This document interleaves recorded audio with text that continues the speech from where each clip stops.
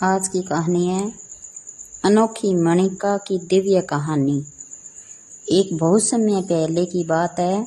एक हरा भरा और खुशहाल राज्य था जिसका नाम था किशनगढ़। वहाँ के राजा विक्रम सिंह अपनी न्यायप्रियता और वीरता के लिए दूर दूर तक प्रसिद्ध थे। उनकी रानी सुमित्रा करुणा और ममता की मूरत थी। राज्य में हर कोई खुश था, लेकिन महल की दीवारें एक गहरे दुख से भरी थी। राजा और रानी की कोई संतान नहीं थी। उन्हें हर संभव उपाय किया। देश विदेश के कुशल वैद्यों को बुलाया, दुर्लभ जड़ी बूटियों से उपचार करवाया, पवित्र नदियों में स्नान किया और साधु संतों का आशीर्वाद लिया, लेकिन उनकी गोद खाली ही रही। राजा विक्रम सिंह का दुख दिन ब दिन बढ़ता गया। उन्हें अपना इतना बड़ा और समृद्ध राज्य, अपना आलीशान महल, सब कुछ बेमानी लगने लगा। किसके लिए है यह सब? यही सवाल उन्हें अंदर ही अंदर खाए जा रहा था। अंत उन्होंने एक कठोर निर्णय लिया। एक दिन वे राजपाट और सुख सुविधाओं का मोह छोड़कर एक साधारण तपस्वी के भेष में राज्य से बाहर निकल पड़े। रानी सुमित्रा ने भी उनके साथ जाने की ठान ली। उन्होंने राजसी वस्त्र त्याग दिए और साधारण सूती कपड़े पहनकर अपने पति के पीछे पीछे चल पड़ी। वे भटकते भटकते एक घने और रहस्यमय जंगल में पहुंचे। वहां एक प्राचीन वट वृक्ष के नीचे एक तपस्वी ऋषि ध्यानमग्न थे। उनकी देह से एक दिव्य आभा निकल रही थी। राजा और रानी ने पूरी श्रद्धा से उन्हें दंडवत प्रणाम किया। जब ऋषि ने अपनी आंखें खोली तो उनकी अंतर्दृष्टि ने सब कुछ जान लिया। वे मंद मंद मुस्कुराए और बोले, राजन, तुम्हारा त्याग और धैर्य वास्तव में प्रशंसा के योग्य है। नियति ने तुम्हारे लिए एक अनोखा मार्ग चुना है। ऋषि ने अपनी कुटिया से एक छोटी धूल भरी डिबिया निकाली और उसे राजा के हाथ में रख दिया। उसके अंदर एक अत्यंत दुर्लभ और चमत्कारी अनोखी मणिका है। यह मणिका केवल एक बार ही अपनी शक्ति दिखाती है। इसे किसी ऐसे स्थान पर गाड़ना जहां तुम्हें लगे कि जीवन की सबसे ज्यादा जरूरत है। यह तुम्हें संतान देगी, लेकिन उसकी एक शर्त है। ऋषि ने गंभीर स्वर में कहा, मणिका से जो संतान जन्म लेगी वह अद्भुत प्रतिभा और अपार शक्ति की स्वामिनी होगी, लेकिन उसकी सुरक्षा के लिए उसे अपने माता पिता के प्यार और संरक्षण से दूर रहना होगा। उसे संघर्ष करना होगा, जीवन के कड़वे अनुभवों से सीखना होगा, और सबसे बड़ी बात, उसकी रक्षा के लिए तुम्हें एक ऐसी वस्तु का त्याग करना होगा जो तुम्हें प्राण से भी प्यारी हो। राजा विक्रम सिंह और रानी सुमित्रा ने एक दूसरे की ओर देखा। उनकी आंखों में आंसू थे, लेकिन मन में एक अटूट निश्चय भी। उन्होंने बिना एक पल गवाए ऋषि की हर शर्त स्वीकार कर ली। महात्मन, हमें यह शर्त मंजूर है। हम अपनी संतान को खुश देखने के लिए कुछ भी त्यागने को तैयार हैं। ऋषि ने उन्हें आशीर्वाद दिया और वे आगे बढ़ गए। वे चलते चलते एक बंजर और उजाड़ गांव में पहुंचे जहां अकाल पड़ा हुआ था। जमीन फटी हुई थी और लोग पानी के एक एक घूंट के लिए तरस रहे थे।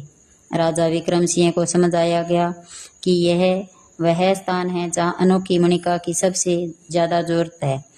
उन्होंने बंजर जमीन को खोदा और पूरी श्रद्धा के साथ मणिका को वहां गाड़ दिया। क्षण भर में ही एक चमत्कार हुआ। जैसे ही मणिका जमीन के अंदर गई, वहां से एक शीतल जल की धारा फूट पड़ी। बंजर जमीन देखते ही देखते हरी भरी हो गई। सूखी नदियां में पानी लबालब भर गया। जाए हुए पेड़ों पर फूल खिलने लगे। पूरा गांव खुशी से झूम उठा। उसी समय रानी सुमित्रा ने एक अत्यंत सुंदर कन्या को जन्म दिया। उनकी आंखों में मणिका जैसी चमक थी और उनके होठों पर एक प्यारी सी मुस्कान। उसका नाम रखा गया मणिका। लेकिन जैसे ही मणिका ने इस दुनिया में पहला कदम रखा, ऋषि की बात सच साबित हुई। रानी सुमित्रा की तबीयत अचानक बहुत खराब हो गई। राजा को समझ आ गया कि वह वही त्याग है जिसके बारे में ऋषि ने चेतावनी दी थी। वे अपनी पत्नी को खोने के डर से कांप उठे थे। रानी सुमित्रा ने अपने अंतिम क्षणों में राजा का हाथ थामकर कहा, राजन, दुखी न हो। हमारा त्याग व्यर्थ नहीं जाएगा। हमारी बेटी मणिका इस दुनिया के लिए एक मिसाल बनेगी। उसे एक माँ के प्यार की नहीं, एक योद्धा के साहस की जरूरत है। उसे अपनी राह खुद बनाने दें।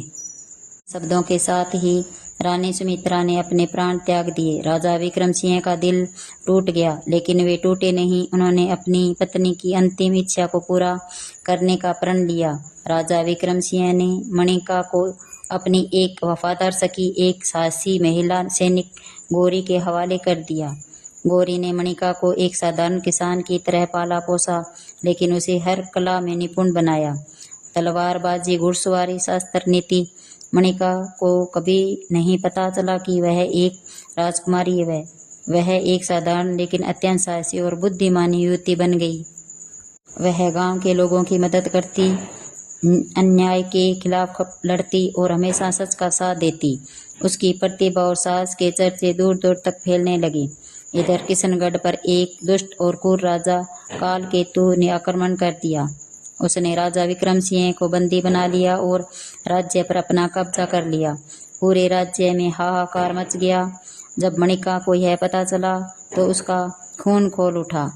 उसने अपनी असली पहचान का पता नहीं था, लेकिन उसे अपने राज्य और अपने लोगों से गहरा प्यार था। उसने गौरी और गांव के कुछ साहसी युवकों के साथ मिलकर एक छोटी सी सेना तैयार की। मणिका ने अपनी बुद्धिमत्ता और रणनीतिक कौशल से कालकेतु की विशाल सेना को नाकों चबा दिए। उसने रात के अंधेरे में महल पर दावा बोल दिया और अपने पिता राजा विक्रम सिंह को आज़ाद करवाया। जब राजा विक्रम सिंह ने अपनी बेटी को एक योद्धा के रूप में देखा तो उनकी आंखों में गर्व के आंसू भर आए।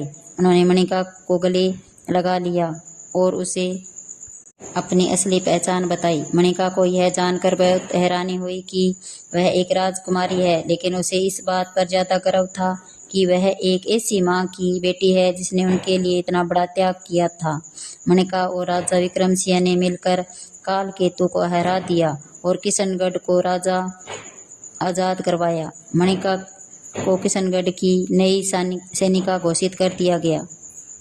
उसने अपनी महारानी सुमित्रा के सम्मान में किशनगढ़ में महिलाओं के लिए कई स्कूल और अस्पताल खुलवाए। उसने हमेशा गरीबों और कमजोरों की मदद की। उसके न्याय और करुणा के शासन में किशनगढ़ फिर से एक खुशहाल और समृद्ध राज्य बन गया।